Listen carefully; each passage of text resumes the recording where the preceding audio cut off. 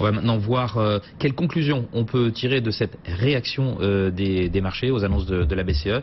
Bien sûr, la trajectoire que pourrait prendre le CAC 40. Giovanni Filippo est en duplex avec nous de Bourse Direct. Giovanni Filippo, membre de la cellule info d'experts de Bourse Direct. On a vu le CAC 40 accélérer, Giovanni, au moment de cette annonce, et c'est une accélération qui se poursuit vu les niveaux auxquels on est au moment où on se parle, 5420, 5425. Qu'est-ce qu'on peut anticiper là dans les jours qui viennent? Clairement une poursuite du scénario haussier. On a là un verdict qui est favorable au marché d'actions. L'accessibilité aux liquidités à bon compte via des taux bas va contribuer à accroître les valorisations boursières. Faut appeler un chat un chat. Il va certes aussi convenir à l'économie réelle. Faut pas oublier qu'on a globalement en Europe des endettements assez élevés dans certains pays. Donc il est important de maintenir cette politique dans l'État le temps d'avoir une croissance beaucoup plus soutenue. Donc favorable bien sûr au marché d'actions. On a structurellement un scénario haussier qui pour le coup devrait se renforcer. Maintenant bon, il y a toujours quelques petits bémols, notamment si vous voulez à court moyen terme, un potentiel assez limité puisqu'on va se rapprocher d'un seuil majeur que j'évalue à 5472 sur l'indice parisien. Je ne crois pas qu'on soit capable de passer sur le premier jet ce niveau-là, donc un niveau qui serait intéressant pour les stratégies courtes pour alléger voire solder les positions.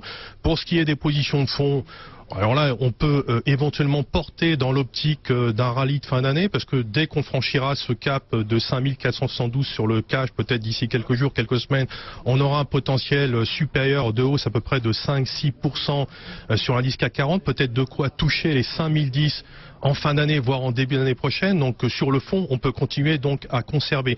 Alors bon, les perdants de la journée, bien sûr, les banques, un resserrement, je dirais, monétaire un peu plus agressif sur la durée aurait été certainement plus favorable pour le secteur bancaire, même bon, si elles ne sont pas affligées au moment où on se parle, mais ça aurait quand même bénéficié au secteur bancaire, ça c'est un peu l'inconvénient.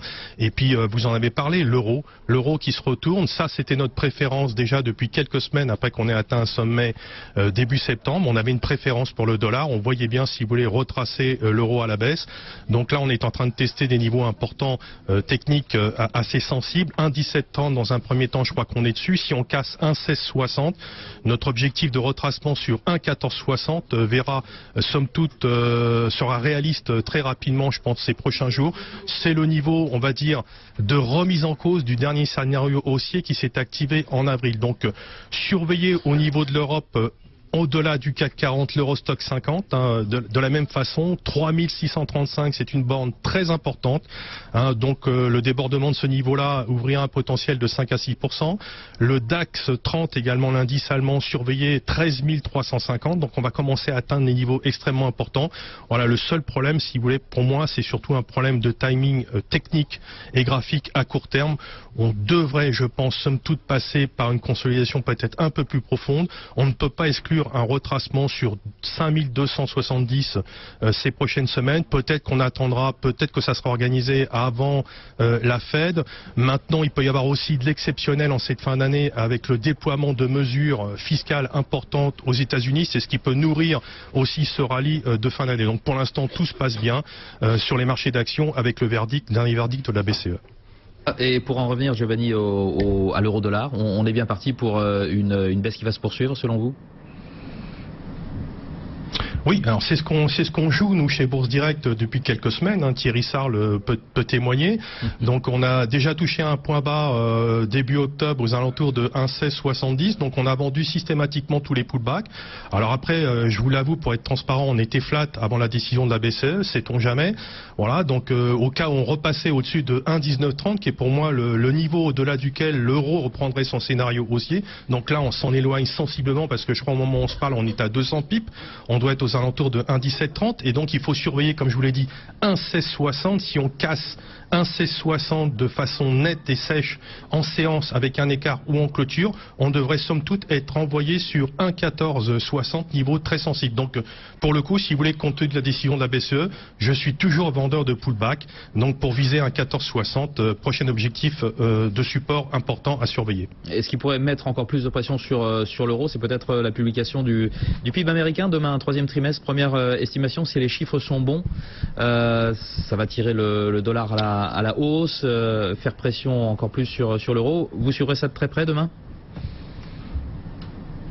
Oui, bien entendu, mais comme je vous l'ai dit, moi, surtout ce qui compte pour moi, c'est le différentiel de timing au niveau des arbitrages que doit faire la BCE et la Fed. Ouais, il est clair qu'aujourd'hui, si vous voulez, la Fed est plutôt dans une réduction de bilan, donc plutôt dans une politique de remontée des taux. On n'en est pas encore, nous, à ce stade-là, puisque on prolonge le QE jusqu'à septembre 2018. Voilà, et donc, plus éventuellement l'application de mesures, tout ceci me semble être plus favorable, si vous voulez, pour le dollar, dans l'état actuel des choses. Voilà, c'est pourquoi on pourrait effectivement avoir une remise en cause du scénario haussier de l'euro. Alors, après, je dis pas que l'euro va s'écrouler, mais disons que se recaler entre 1,1660 et 1,1460 ne serait pas surprenant. Maintenant, c'est vrai que les résultats, les publications de statistiques américaines pour l'instant dans leur ensemble sont assez, on va dire, encourageants. Au niveau de l'actualité microéconomique, bon, il faut quand même aussi un petit peu se méfier parce qu'on n'a pas que du bon ces derniers jours, que ce soit en Europe, aux États-Unis. Mais voilà, majoritairement, ça se passe pas trop mal. Donc on a quand même beaucoup d'ingrédients, si vous voulez, favorables à une reprise du marché. Et en ce qui concerne les devises, pour moi, plus favorables au dollar que l'euro. Parfait, merci beaucoup Giovanni Filippo pour cette analyse. Giovanni Filippo, membre de la cellule Info d'Experts de Bourse Direct.